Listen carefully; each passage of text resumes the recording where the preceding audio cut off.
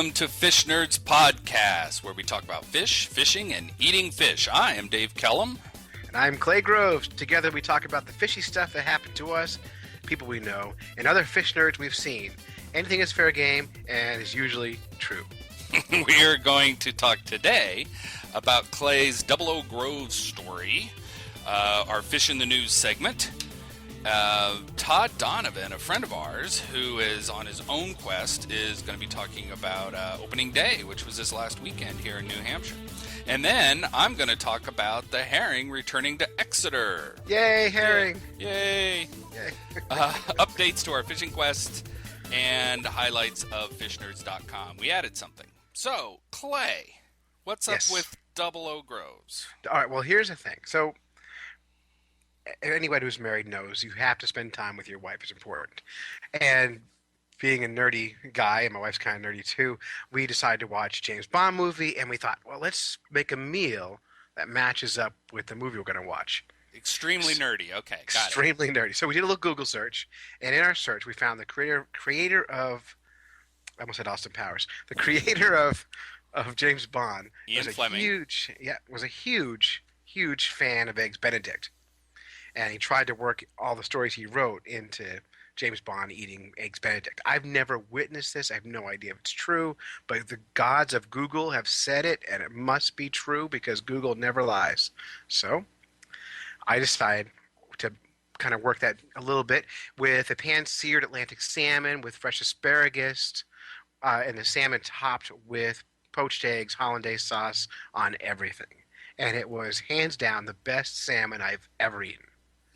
Nice. The only problem was we also made martinis.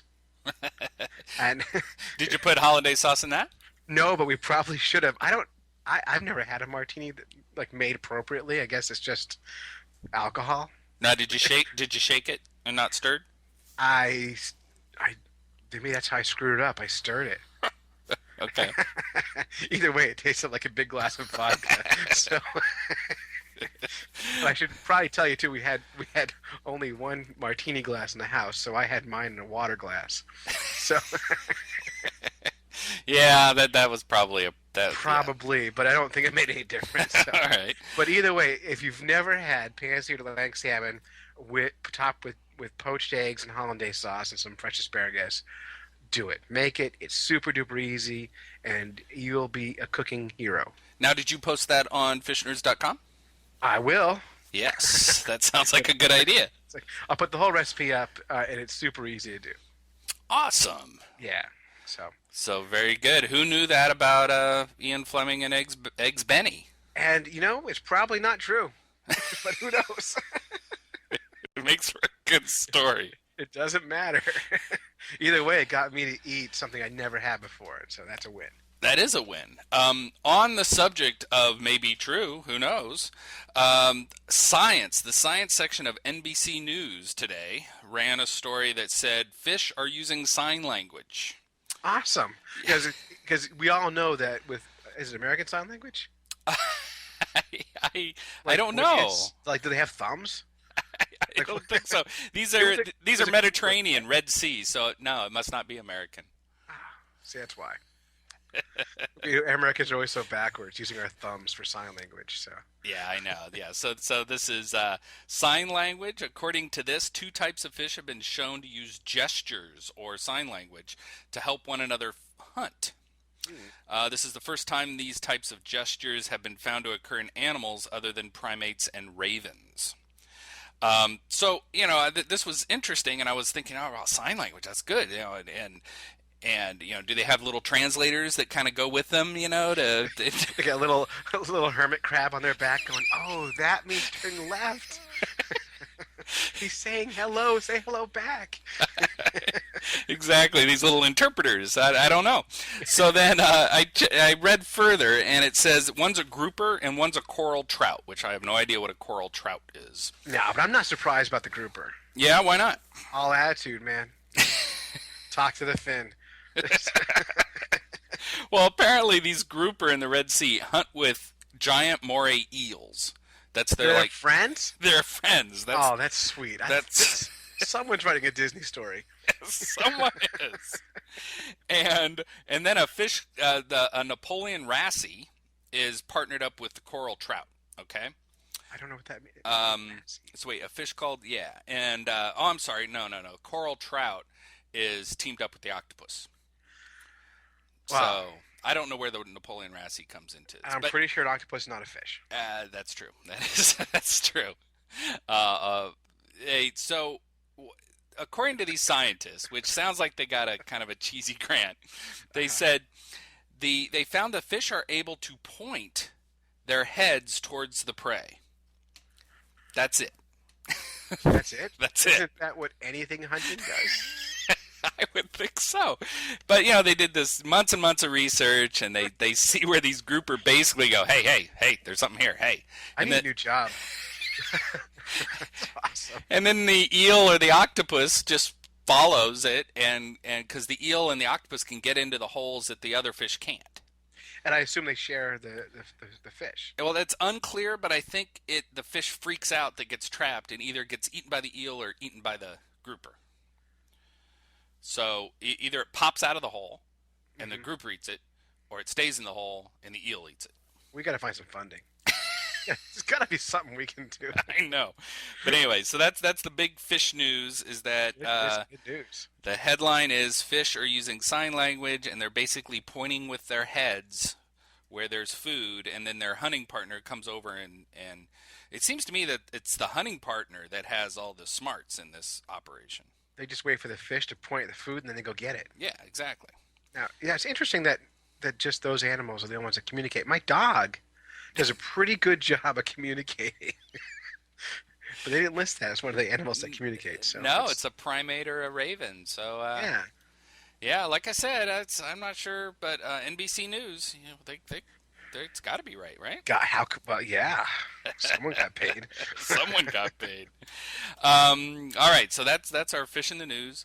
Now we're going to try something we've never tried before. Call-in time. Calling time. This may or may not work. I hope it works. I hope it does too. So I'm going to give this a try. All right, while Dave is dialing, he's calling Todd Donovan from New Hampshire Trout Undiscovered. Todd's on a quest to fish all the remote trout ponds in New Hampshire, and he's going to talk about the opening day of trout fishing and he's teaching his kid to use a float tube in April, which is my wife would be upset if it was me doing that. Just saying. All right, I think I have the right number. Let's give it a try. Give it a go. You say hello, okay? Okay. Hello. Wait, no, it's not. Oh, you got to dial it first. Okay, he could answer at any time. I hear it ringing. This is so exciting. I know. I hope he's home. Hello. Hello. Hello. Hey, Todd, it's Clay from Hi. Fish Nerds. And How Dave. are you? Good. How are you? Hi, Dave. Hi, Todd. You are our first call-in person, or I guess not call-in, call-out, or what have you. You're the first guest on podcast, Fish Nerds Yay! Podcast. Congratulations. Wow, we need some Well, let's sound see if we effects. can work out some details here. Yeah. Well, that's exactly what we're doing. You're a guinea pig, so it's awesome. The show's going great, just so you know. So Good. so don't screw it up. Okay. Okay. You're going to ruin everything. So opening day on trout season. Yes, it was a beautiful day. It was better than last year, that's for sure, weather-wise. But last But year of we had course earlier ice out, right? I think we did, but the weather wasn't that great that day, I don't believe. Okay. But this time the weather was beautiful. What pond did you go to? We went to Butterfield Pond in Wilmette. I don't even know where that is. Yeah, it's right off of Route 4A, and it's a short hike in just a half a mile, and it's very easy for the kids to do. And did you hike in with tons of gear, float tubes, boats, canoes, We just hiked in with our waders, waders, and fly rods? and spin casters. I brought my fly rod, Of course. and I let the boys drown some worms, and we didn't catch anything. Yeah. Now, what's funny about that, and Todd and I have been fishing a number of times together, all as part of our quest to catch all the fish in New Hampshire, and he's keeps showing up to fish with me, and both of us on our own catch fish. Together, we've never caught a fish. Not together. Not together. Well, I knew it was going to be this kind of story when you started with the weather. You're like, how was your day? Well, the weather, I'm saying. Yeah, I think the water was just a little bit too cold. And for a remote trout pond, it's not that remote. It's only a half a mile in. But it was pretty busy there. There were about, I'd say, 8 to 10 people on that little pond. Wow. With mainly with canoes. And one guy had a little rowboat in there. So people are going to great lengths to try to keep those ponds as remote as possible, but they bring in their own canoes. They lock them up. And but it's such a short hike that people can get into that pond very quickly. Wow. And this is part of your quest or not part of your quest? It is part of the quest. Our goal is, well, it's basically, my title is One New Hampshire Dad's Quest to Fish Remote Ponds with His Youngest Boys. Nice. Yeah, so And screw what the we're older trying kids. The older kids. Well, I've already screwed them over. I ruined their fishing experience. I was not a very patient dad. I was very, very uptight, and I'd never, it was my first kid. You realize if you screw this up, you're going to have more kids. No, the shop's closed. I understand. Yeah, well, good luck. Good luck with this. So how's it been going? It's been going very well. We went to Butterfield again today and caught 3 trout. Yay! Yes. Yeah, from the float tubes. Oh, nice. Dad, did you keep any of the trout? Yeah, we ate them for lunch. Oh. Yeah, nice 3 eastern brook trout, and supposedly there's some rainbows in there. So we're hoping that we could pick up a rainbow trout or 2. Sweet. And then our next adventure will be Lonesome Lake up in Lincoln, up at Lafayette State Park, and campground, which is in Franconia Notch. And that's a little bit more difficult of a hike, but I think we can do it just fine. And, It's up my way. Give me a call. I'll come with you. Yeah, absolutely. That sounds good. All right. I guarantee failure. Well, if we just sit there and the water was a bit cold today, but you put on some good thermal underwear and some nice warm wool socks, and you'll be just fine. Wow. That's awesome. Well, if I end up fishing together, I hope you break the drought spell of you two failing every time you're fishing together, and that's awesome. So Todd, thank you so much for the first Fish Nerds correspondent report. So thanks again. Nothing nerdier than a fishing Fantastic. class, so nice job. That's That awesome. sounds great. All right. Well, hey, thanks a lot, Todd. See you, Todd. Thank you. You guys take care. Yep. All Thanks. righty. Yep. Bye-bye. Bye. Bye-bye. All right. So that Hey, worked. that worked. Well. I know. Worked very well. All right. We win. We win. Speaking of winning, Dave, let's talk a little bit about the herring returning to Exeter and this ghost of a person called River Jim. River Jim. So I moved to Exeter maybe 7 or 8 years ago, Exeter, New Hampshire, and the Squamscott River comes up from Great Bay. And the river herring, which are alewives and blueback herring, together are called river herring, travel up and try to get past the couple of dams here in Exeter. And it's a choke point. And when the herring are coming in, it's really spectacular because there's just tons of herring that move in. The stripers come up behind them. The great blue herons are eating them. The gulls are eating them. It's really just amazing. Sucks to be a herring. It sucks to be a herring. All the herring there, apparently, most of them are, I believe, alewives. That's the primary one. So we don't really get the bluebacks, but the alewives like to come in through Exeter. And so when I first moved there, I ran into this dude. And this dude was, he just kind of came out of the bushes, and he's like, hey, hi, my name's Jim, and how are you? And I'm like, oh, yeah, this is great. I'm looking down here, and I'm seeing this herring. He's like, yeah, this is a very good spot. And don't tell anybody, or I might have to do something. And so he basically threatened me. So he called me. Yes. So then, exactly. I think I waited a year because I really was scared of Jim. I wasn't sure what was going to happen. Well, when your name is River Jim, you have to be a little careful, a little cautious. Well, the funny thing is, I never see River Jim ever, except during the herring run. In the river. And I've seen him for 7 years, 8 years in a row. Every year I go down, and sure enough, I went down there today, or Sunday, and I saw a bunch of herring. I actually did some cool videos. I'll post those on fishnerds.com. And I'm walking down the river, and there's River Jim sitting there in a chair with a camera on a tripod just sitting there. And so, we caught up. We did our annual catch up, and the guy's got a big passion. Turns out his family can be traced back to that exact mill. Like his great grandfather or something owned a mill down there. But he's the unofficial river keeper down there, I believe. It's a good job. It is a good job, and we need, now that we've got this call-out feature working, we'll have to get him on the show too. We'll have to. Yeah, there's a lot of people we need to get on the phone now.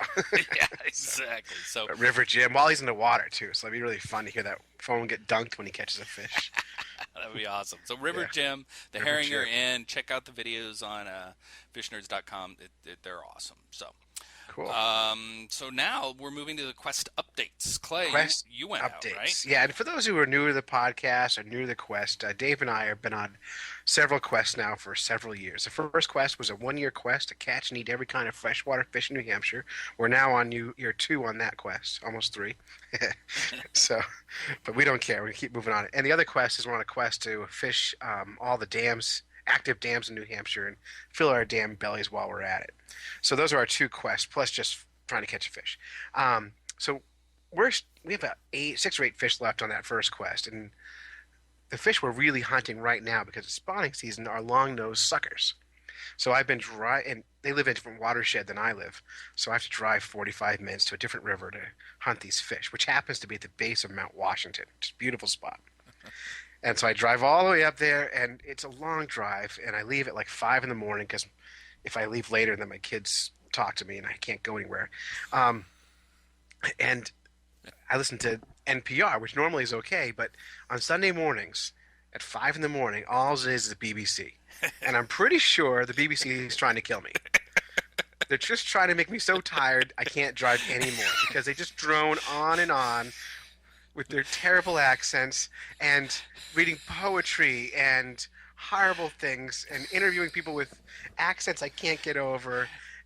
And I'm sorry to sound this, I'm such a redneck, but I just can't take it. Put something funny on at 5 in the morning. Then through the morning. Make you drive into a tree. I didn't even know what we were talking about. They just talk.